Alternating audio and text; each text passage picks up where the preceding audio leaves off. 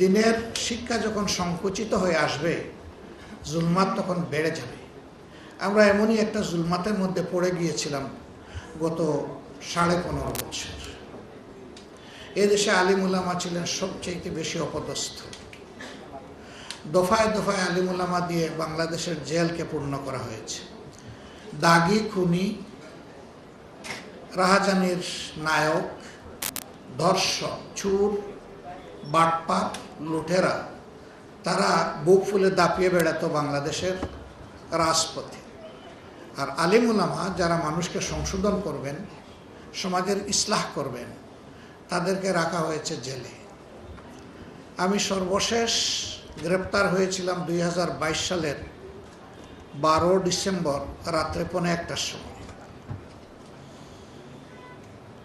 সিটিটিসির মেহমান হিসাবে ছিলাম 13 দিন। সেখানে আয়নাগরে আমাকে রাখে নাই, কিন্তু আয়নাগর আমি দেখেছি। বহু আলিম উলামা, বহু দিনদার মুসলমান, কেউ 14 মাস, কেউ 10 মাস, কেউ 8 মাস, মিনিমাম পেয়েছিলাম 2.5 মাস, তাদেরকে এখানে রাখা হয়েছে। তারা জানে না তারা কোথায় আছেন, তারা জানে না তাদের আপনজনরা বেঁচে আছে কিনা, আর তাদের আপনজন জানে না যে ইনারা বেঁচে আছে কিনা।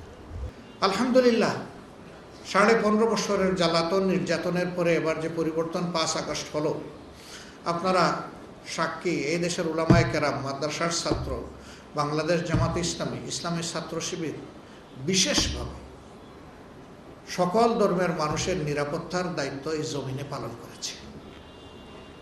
কেন?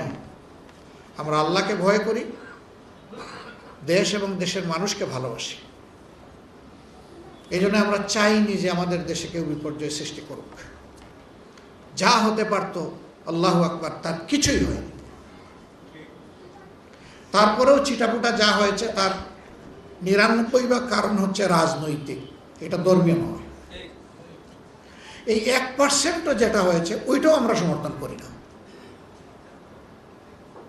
আইন কারণ নিজের হাতে তুলে নেওয়া সঠিক নয়, তাহলে সমাজে কোনো শৃঙ্খলা ফিরে আসবে না।